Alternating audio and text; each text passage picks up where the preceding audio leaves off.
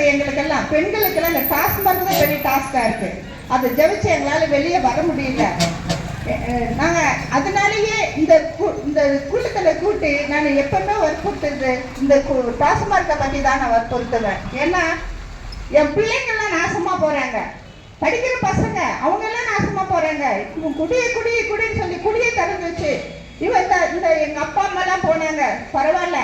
இப்ப எங்க குடும்பம் நாசமாவது, நாங்க எப்படி பரவாயில்ல, அதை கூட நாங்க சமாளிச்சுக்கணும். ஆனா எங்க வருங்கால சந்ததிகளுக்கு குறி வச்சுட்டாங்க. டாஸ்மார்க்கோட இல்ல, கஞ்சா அப்படின்னு போதைன்னு சொல்லிட்டு அதை விநியோகம் செய்ய ஆரம்பிச்சுட்டாங்க. நாங்க உங்களை கேட்டோமா? டாஸ்மார்க் வேணும்னு சொல்லிட்டு உங்களை கேட்டோமா? யாரு உங்களுக்கு முக்குக்கு திறந்து வச்சு குடிக்க வச்சு குடல் அழிச்சு சாகிறது தான் மிச்சம். அந்த மாதிரி கொஞ்சம் பேர் சாகுறாங்க. குடிச்சுட்டு என் பசங்க எல்லாம் போறாங்க, ரோட்ல போயிட்டு வண்டியில போயிட்டு சாகுறாங்க. கனிமொழி அம்மா அன்னைக்கு சொன்னாங்க, தமிழ்நாட்டுலதான் விதைகள் அதிகமா இருக்கிறாங்க அப்படின்னு சொல்லிட்டு.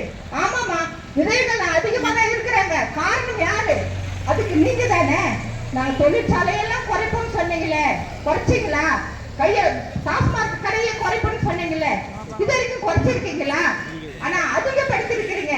அது முக்குக்கு குறுக்கி சொல்றீங்க. ஃபெஸ்டிவல் வந்தாக்க ஒரு அதிகாரிக்கு ஆர்டர் போடுறீங்க, போன வருஷத்தை விட இந்த வருஷம் அதிகமா வருமானம் வரணும். மற்ற இதை பத்தி அவங்களுக்கு சிந்தனை கிடையாது. ஜனங்க கஷ்டப்படுறாங்களே அப்படின்ற சிந்தனை இல்லை. அவன் அங்க